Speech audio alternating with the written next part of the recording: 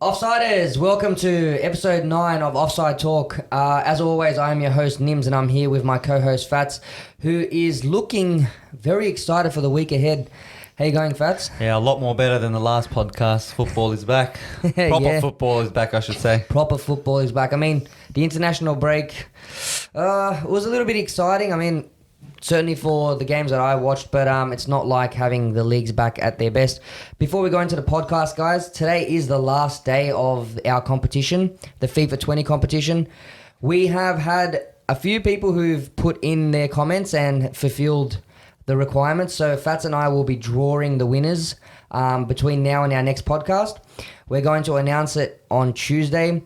We will get in touch with the people who won, and we will work with them to send their copies of FIFA 20 out, Fats. And yeah, congratulations in advance to whoever wins the competition. 2 copies for both of them, I guess, him and his friend, or her and a friend. Yeah, congratulations to them from me as well. Ready to get into the Bundesliga, Fats? Yeah, Bundesliga, let's go for it. Now, we've got a massive game, actually, if you're a fan of the Bundesliga. We've got the current champions, Bayern Munich, who's going to be away to the current leaders, RB Leipzig. Now, it seems that Leipzig is running the show a bit in the Bundesliga at the moment, because Dortmund lost before the international break. Dortmund lost to the newcomers. Bayern Munich hasn't been exactly on the greatest form.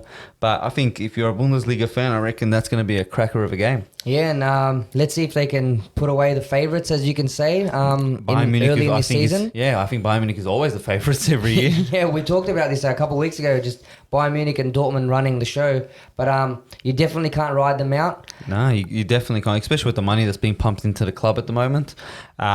We also got to keep in mind that Champions League is coming up this coming week. Mm-hmm. Now, this would give Leipzig a perfect opportunity to open that space at the top of the leaderboard and start maybe focusing on the big games that's coming up for them in the Champions League and trying to balance out both the league and the Champions League. Yeah, you raised a good point, Fats, and I think this is for a few teams that we'll be talking about tonight. What do you focus on? Have you got your mindset on the league game, or are you thinking too far forward in the Champions League? Interesting things could happen this week. Well, for a team like Leipzig, you'd think that the Champions League would be a bigger priority, because it seems like they have slowly started to find their position in the Bundesliga, sort of like a top 4 in England. Mm-hmm. Now, this team, if they can slowly start to produce the results in Germany, you can start to see them maybe slowly starting to invest more money, more attractive deals for players, because you're going to be regularly playing Champions League. So I don't count them out as Bayern Munich's going to win this game easily as well. A team like Leipzig, especially at home. So if I had to have a bit of a guess on that based on form, taking out the international break, I think you would pick Leipzig to take out this game. Yeah. Correct me if I'm wrong, Fats, but it sounded like you were almost comparing Leipzig to Arsenal. They're saying top 4, so it was more of a reference to the to finding that position that you do in your league, sort of like the Turkish league. You expect Galatasaray, Fenerbahce, Beşiktaş, but Başakşehir is sort of put their name up in that top 4 now, and I think that would be the best comparison. Başakşehir would be Leipzig. Mm-hmm. They're trying to find that position in the league where they can go, okay, our predominant goal is top 4, nothing less. And what better season to do it in a season we're talking about Dortmund and Bayern Munich not being as flashy as they used to be? Yeah, look, on paper they are. Oh, on paper they are, especially Dortmund, but opening performances haven't showed, that dominating force that they have been in past years. Exactly, like they have had a few high-scoring goals, but it doesn't seem like they are the powerhouse that they thought that they would be this year. Now, whether they come back later in the year or during the summer, our winter, and come out and absolutely splash the cash and trying to push themselves back up, that we'll have to wait and see. But yeah, for Leipzig, I think this is the best opportunity to open that gap between them and Bayern Munich. Dortmund have a home game against Bayern Leverkusen. Now, again, international break. They did come off a big loss that some considered a bit embarrassing, especially for a team like Dortmund. Mm-hmm. Now, Bayern Leverkusen isn't exactly a pushover, but you would expect Dortmund recovering from the international break to take out this game. Especially at home, yeah. Especially at home, you got the massive yellow wall that It was one of the best atmospheres in Europe. I would have to pick Dortmund for that one. And I think Dortmund owe it to their fans after such a shocking loss and not the best start. It's time to get back into it, show that they've got their heads in the game and take this one out. Yeah, they just need to rely on that speed that they have. They have they got very agile players. You got Sancho, you got Royce, you got the striker that they bought from Barcelona, Alcaceres. I apologize if I can't say his name, but he's hammering into goals. Yeah. And Sancho didn't come off a bad international period either. So played awesome for England. Yeah. So I think Dortmund slowly, I reckon, if they can start getting their form back, they're again back into the top 2, top 3. And that wraps up our Bundesliga. Yeah, simple and easy from the Bundesliga. Fats, moving on to La Liga. Real Madrid opening up on Saturday night for us at 9 p.m. against Levante. Levante have had a good start. What do you think of this game? Now, Madrid is in a bit of a small pickle at the moment.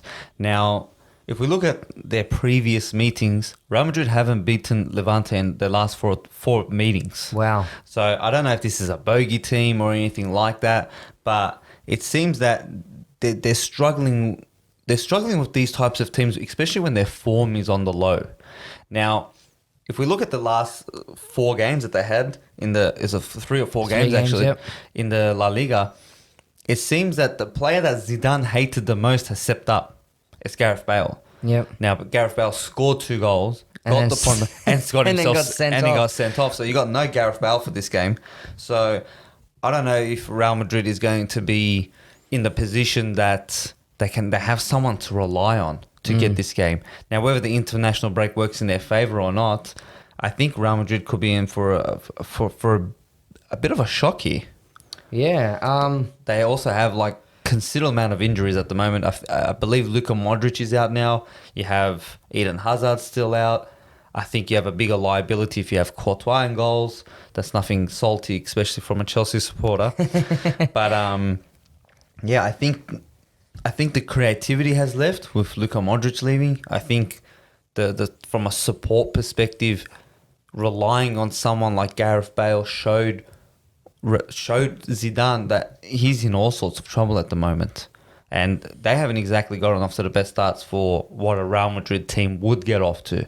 You mean, like, I think during the Jose Mourinho period, or even just when Ronaldo was there, you would look at this game and go, okay, maybe if he was on now, they can walk away with a 2-0 or a 2-1 or a 3-1 victory, all because of one player. But it seems like every player that they're trying to rely on is not there anymore. Yeah, and look, Zidane was brought in because they were in a bit of a pickle. And if they lose this game and draw it, do you think there's going to be extra pressure put on him? I don't think so because, look, I think the real Real Madrid supporters would understand that a team like Real Madrid is currently going through a problem, which is injuries. Mm-hmm. Now, if they had a full team and they were performing like this, you can say, okay, maybe Zidane's head will slowly start to be on the chopping board, because even in the Champions League, they do have PSG. Now, PSG are slowly starting to find their own form as well. They've managed to keep a hold on Neymar, whether that works in their favour or not too sure. But Real Madrid at the moment, I don't think they can afford any more slip-ups from a league perspective, because Zidane has won the Champions League 3 times in a row, and I think that's a bit more expected of them to win, especially to get out of the group stage, which they most likely will.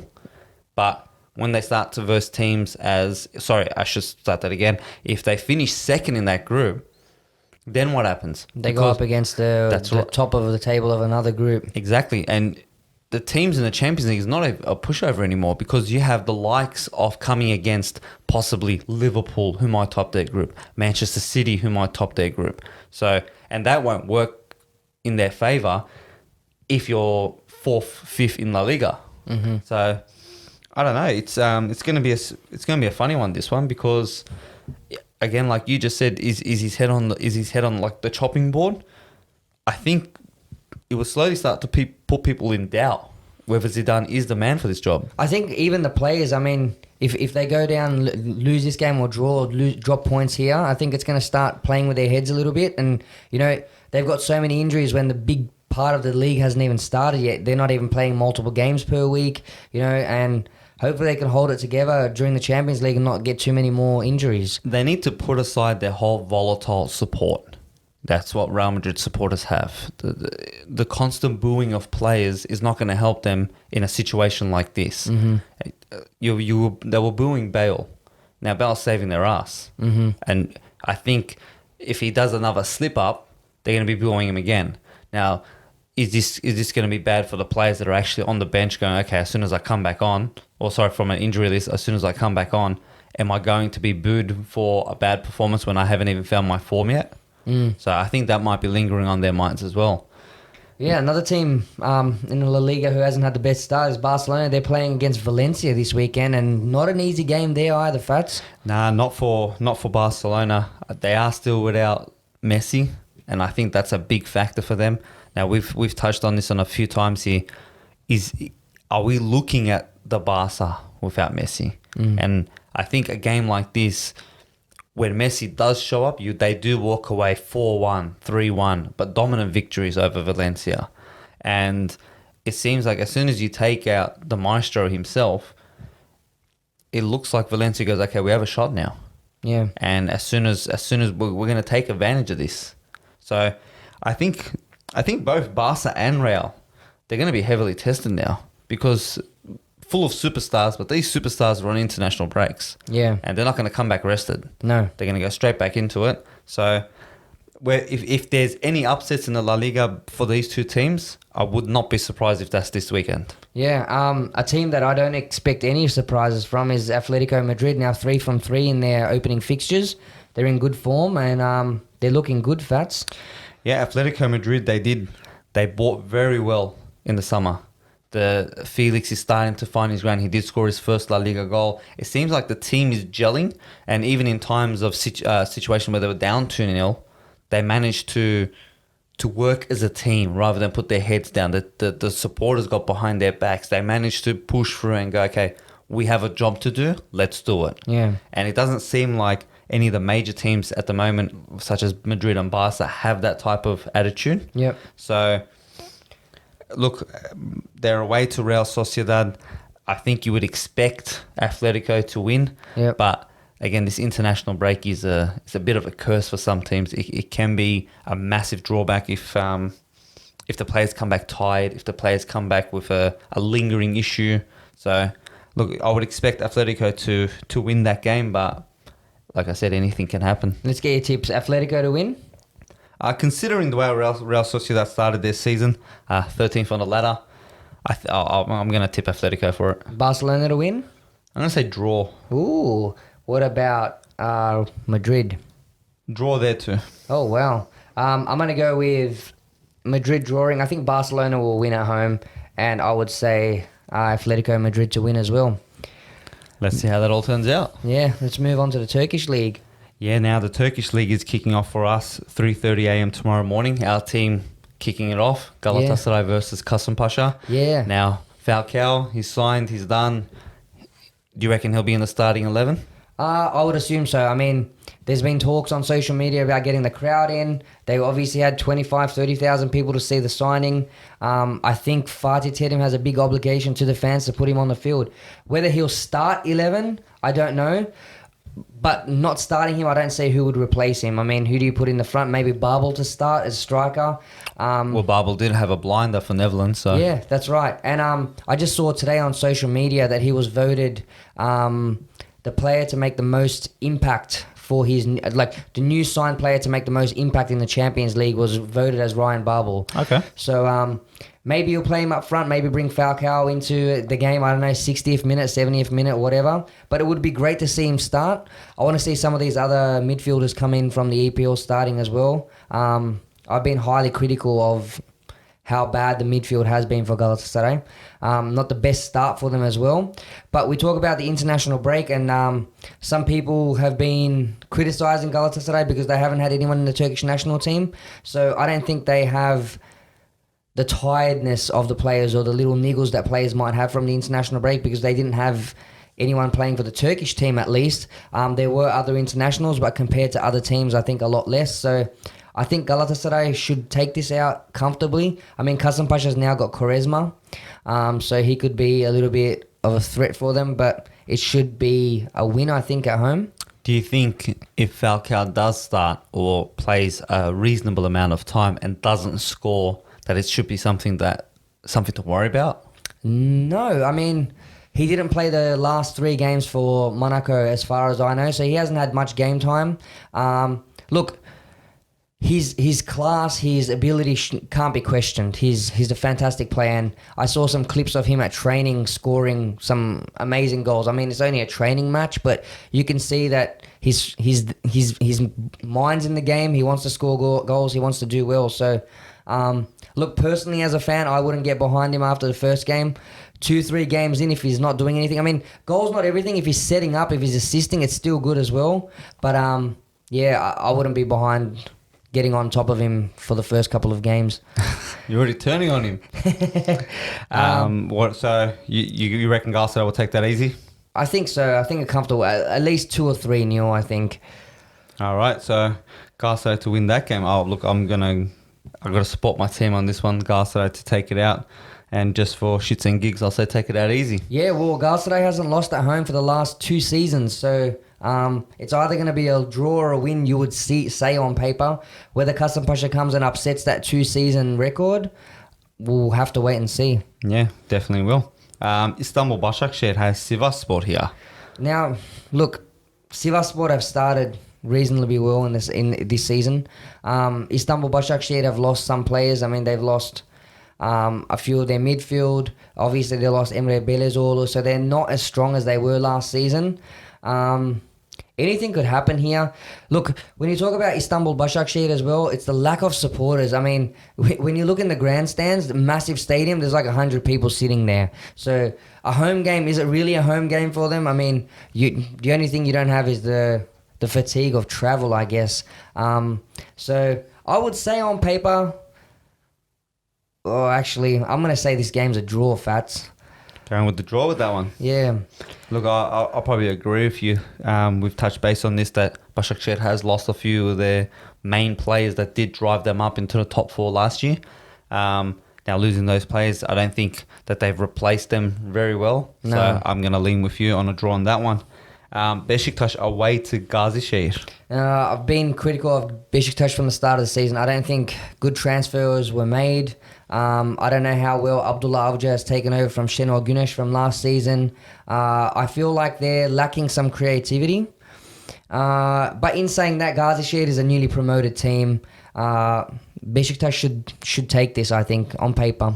Yeah, I'm going to lean with that one, with Beşiktaş taking this out, only because they did get off to a bit of a slump in the first round. They lost to Sivasspor heavily, and I sort of feel like that put their head back into the spot that it needed to be in. Mm-hmm. Ever since then, they haven't lost. They've got a few wins and a few draws, but I think Beşiktaş, after the international break, they should be able to take that. Whether it be easy or not, I don't think it'll be easy, actually. I think it'll be a close game, but I think... Yeah, maybe a bit sluggish as well. Yep. So, but yeah, I think Beşiktaş might be able to take this one out. Now, there's actually a pretty big game on regarding Turkish league stands. You got the leaders versus Fenerbahçe, Alanyaspor versus Fenerbahçe. Yeah, surprise leaders there, Fats. I don't think anybody expected Alanya to come out and win 3 from 3. They're the only team that has done it. And closest behind them is Fenerbahçe, so first versus second. Look, Fenerbahçe's got a fantastic team this year. They've made some great signings, most of them coming from the league itself, so these players are going to need minimal adaptation time. You got Vedat Murici, who got an assist in the international break and a goal, so his class is showing. I think this is where Fenerbahçe takes the lead in the championship.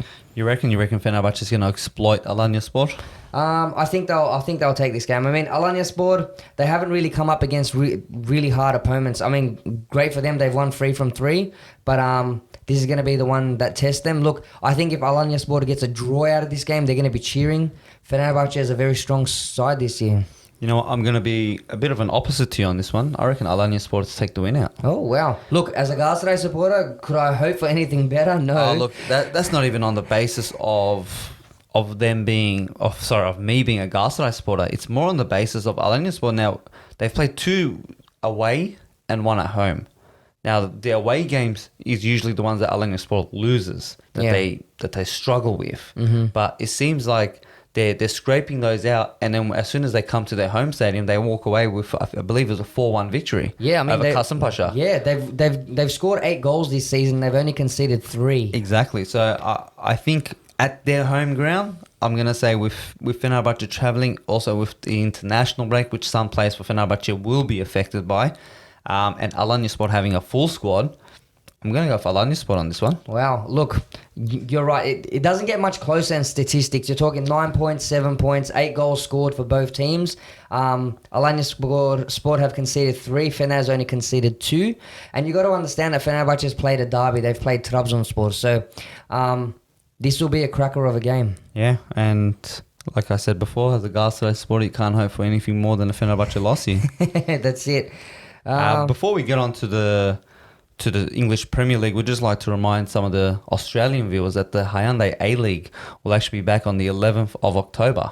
Yeah. Now, we will be covering that as the games get closer, maybe start to look at more the teams that have been transferred, the new teams that have arrived into the league closer to date. But yeah, we'll just give you a friendly reminder that is on the 11th of October. Yeah. Hoping to get out to some of the games and Definitely. maybe speak to some of the fans as well about that. Yeah, so look out for us if you're, especially in Sydney. I mean, we won't be travelling very far in the first, part of the competition, but in the Sydney games, have a look out for us. We'll be out there getting the viewpoints of the fans and their opinions. Yeah, exactly. So hopefully looking forward to that one, and hopefully bring the A-League up slowly as we're progressing. It's been only 11, 12 years since this league has started, so hopefully to get some insight into that as the season goes along. Yeah, I'm excited. To be honest, I haven't followed the A-League very closely in the last couple of seasons, but here's an opportunity to get close and personal with it. Exactly right. Now, let's move on to the Premier League.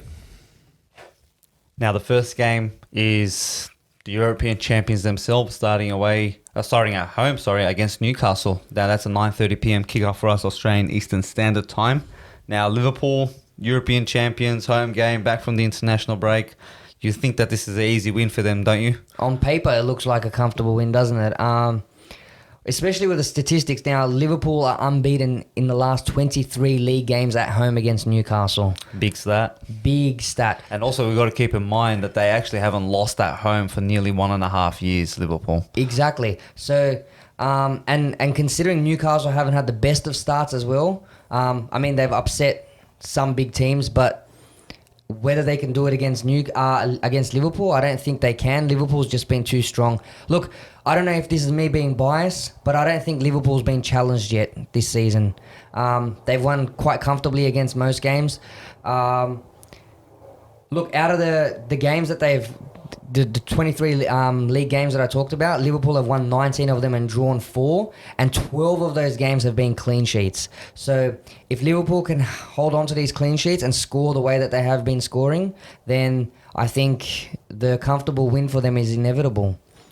Oh, look, I think a comfortable win is exactly what Liverpool's going for at the moment. Now, we also need to keep this in mind that a team like Liverpool is in the Champions League. Now, we do have Champions League that's coming up now. So the next couple of fixtures for Liverpool is going to be really heavy. You got Newcastle at home. Mm-hmm. Okay. Then you're away to Napoli. Mm-hmm. And then you're away to Chelsea.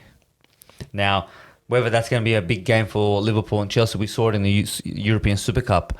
Now, we've said that you said that Liverpool haven't been challenged. I think the biggest challenge did come from Chelsea themselves away. Yes, definitely. So definitely. I think it's going to be a big 3 points for Liverpool if they can get the win at Newcastle, which I am expecting them to get it. Yeah. Now, they are a major squad.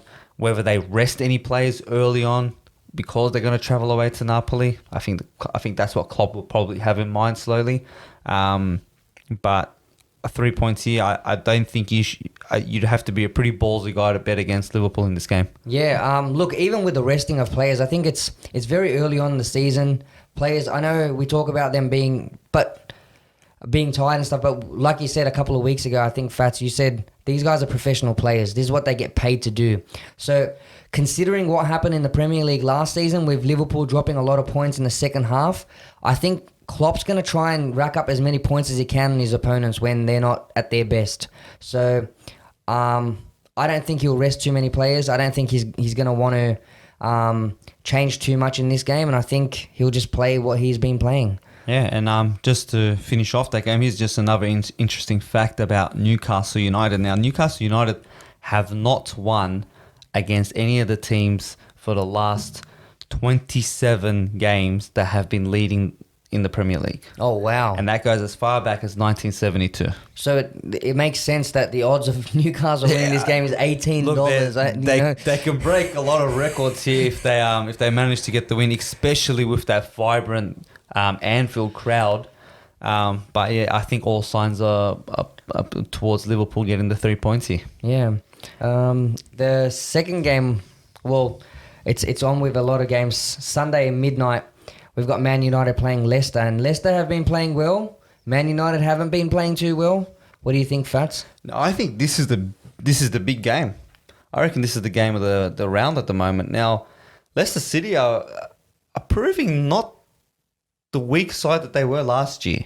Now, a few teams did run over them, but it seems like they've sort of gelled, sort of replaced what they've needed. They've replaced Harry Maguire well with Soyuncu, which we've mentioned that I think he made all three of our team of the season at the moment list. Yep. So now whether Harry Maguire is going to come up and perform like he does for Manchester United at the moment, which hasn't been the greatest. Now at Old Trafford, Crystal Palace walked away with a victory, but Crystal Palace got lucky.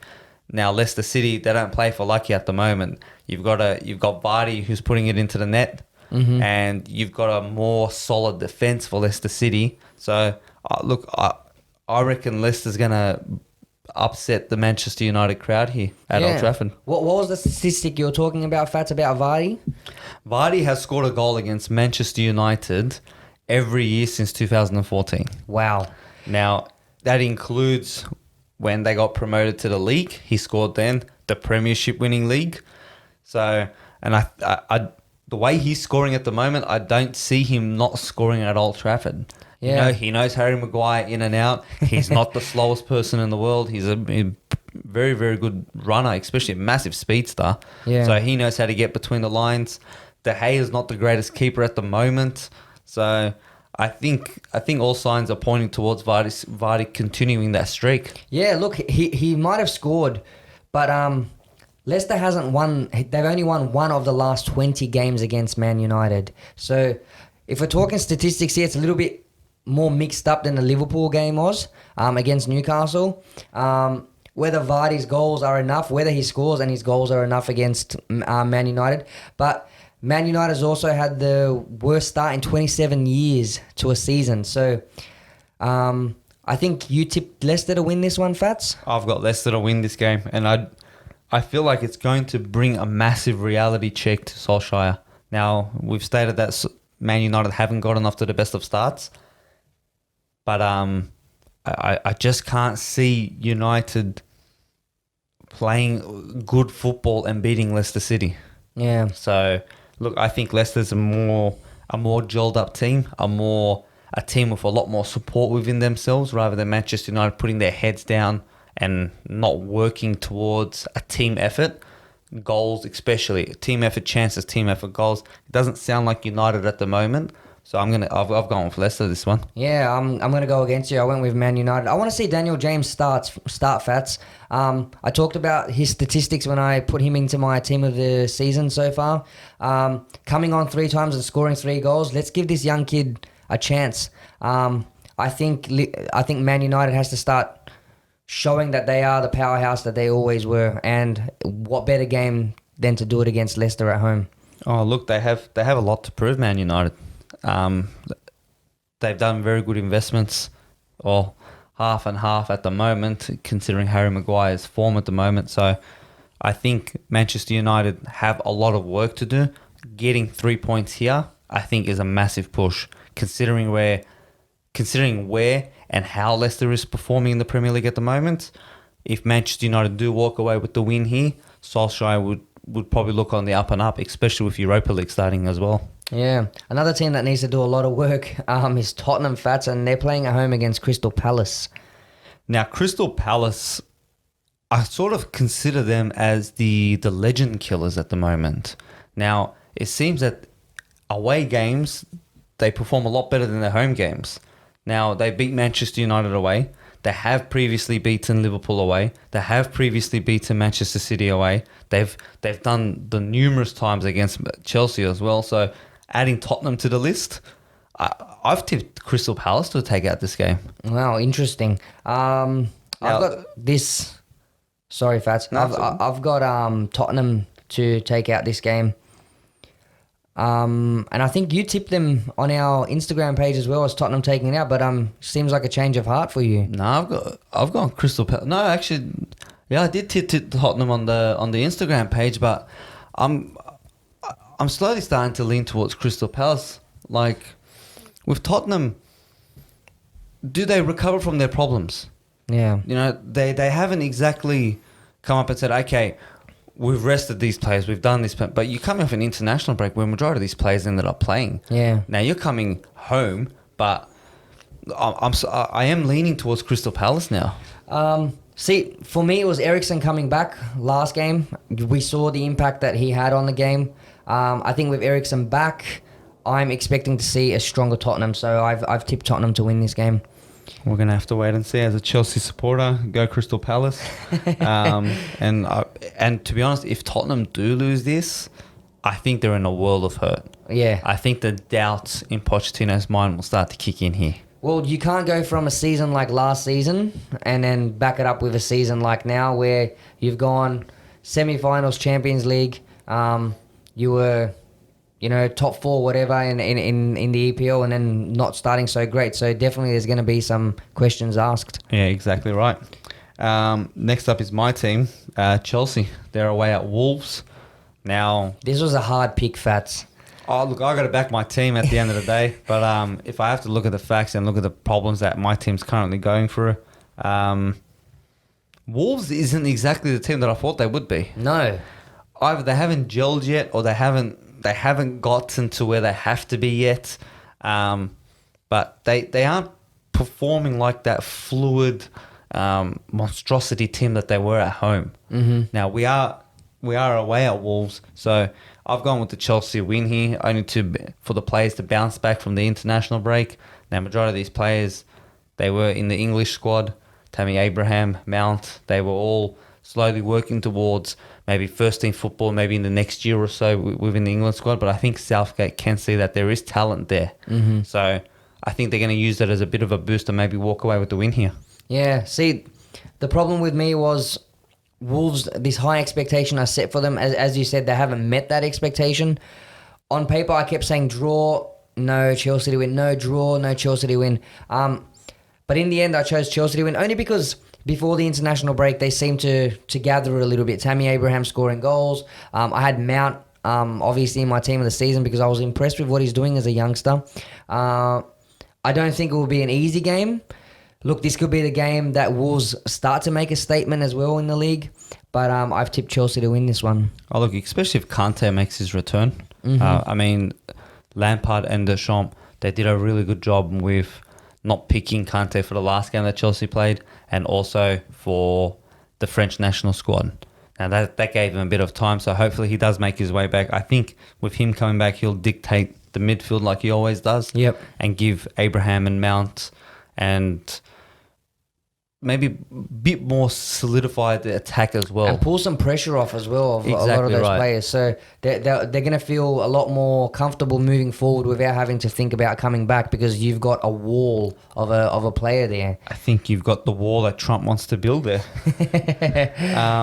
Now, moving on to Norwich Man City. Now, if you asked me this last year, I'd say Man City probably 8-0, 7-0. But it seems like Norwich is doing something that some of the smaller teams or some of the big teams aren't even doing, which is they've built a team. That's right. And they've got a striker and they're getting the job done. Yeah. Now, is it flashy football? No, but like you said, they're getting the job done. It sort of reminds me of the Burnley that it was a couple of years back, which was Let's be powerhouses. We don't have to worry about the pressure of versing these big teams and trying to play them off the field. Let's play our own football and let's get the win.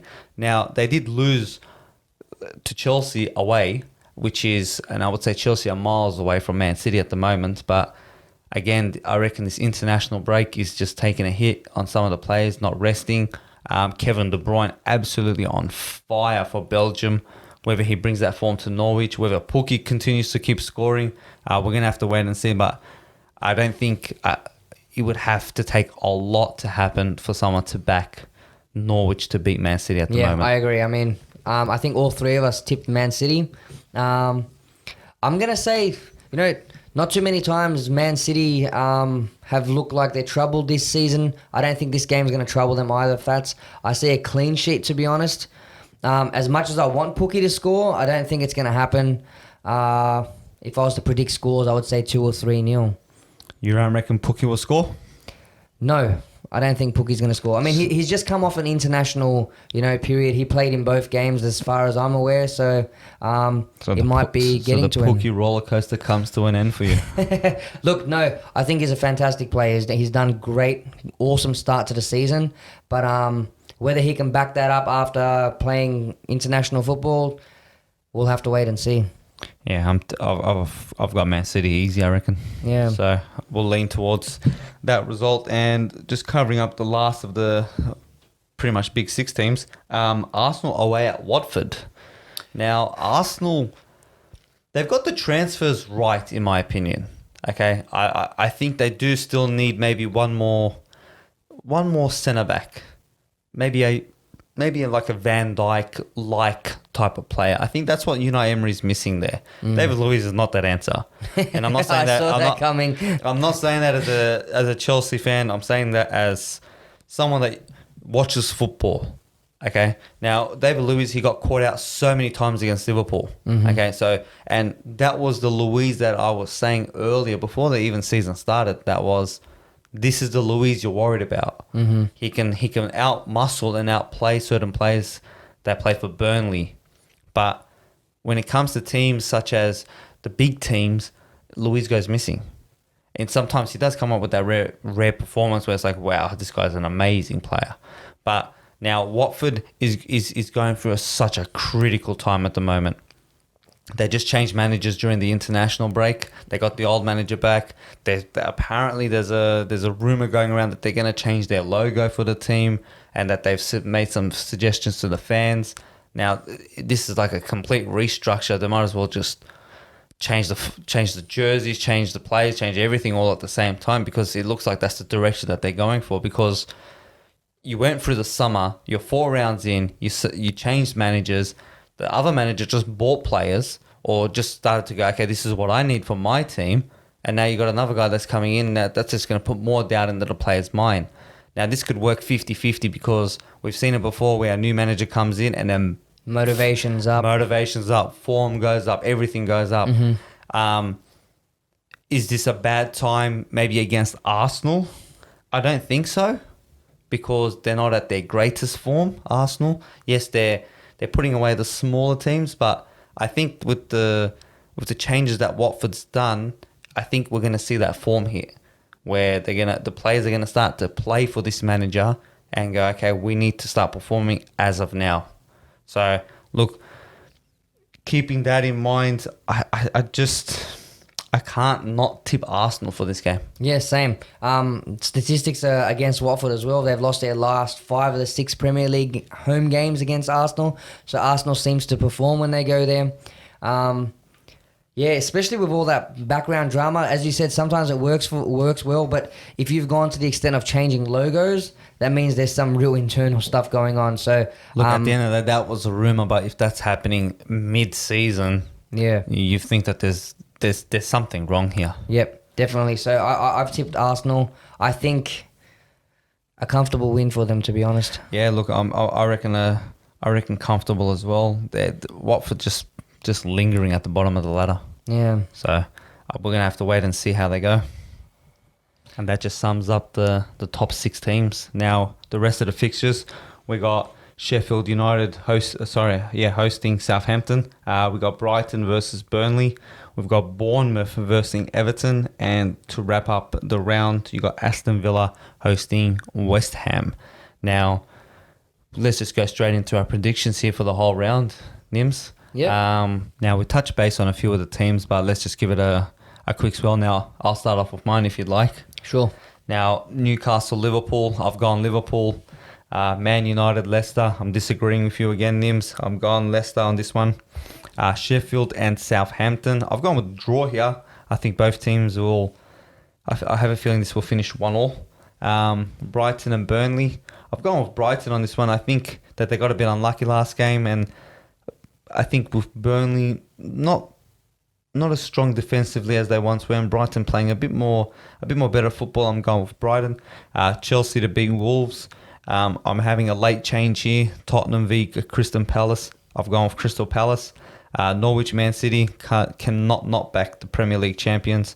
I've gone with Man City. Bournemouth versus Everton. I've gone with a draw here. Watford and Arsenal. Going with Arsenal on this one. And Aston Villa and West Ham. I've picked Aston Villa. How about you, Nims?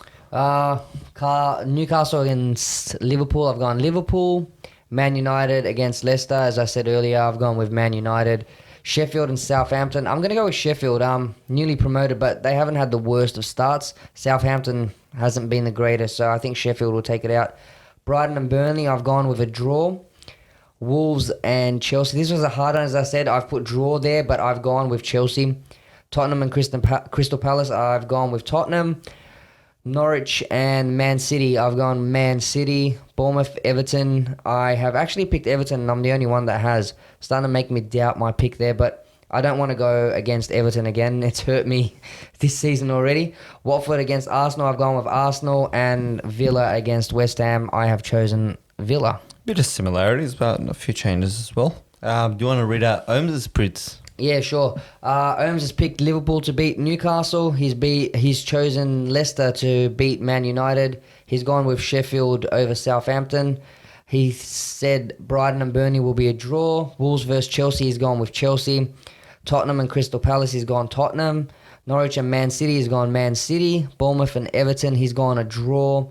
Watford and Arsenal, he's chosen Watford. And Villa against West Ham, he's gone with West Ham. Anything that sticks out for you from his ones? I think that Watford does. Yeah, definitely. I mean...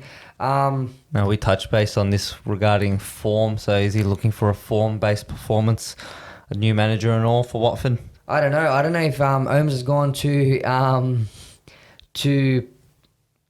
competitive and he wants to get those points that we miss out on. I don't know, but he could have gone with the form of Watford, and he's maybe hoping for that new manager to blast forward. All the other ones were pretty similar with Ohms, except me going against him with Leicester. So all our ones seem to be pretty similar. And we're going to have to wait till the Villa-West Ham game is done to see how our predictions have gone. Yeah, I'm excited, Fats. It's always exciting, especially Premier League. The times are perfect for the Australian viewers. 9:30 kickoff games, especially games like Liverpool-Newcastle. Yeah, so, midnight games aren't too bad as well on a Saturday night. So it's a lot better than the 11:30 p.m. first game kickoff. So we'll cherish it as much as we can at the moment. Yeah, and looking forward to the Champions League starting as well this week. So should be fun.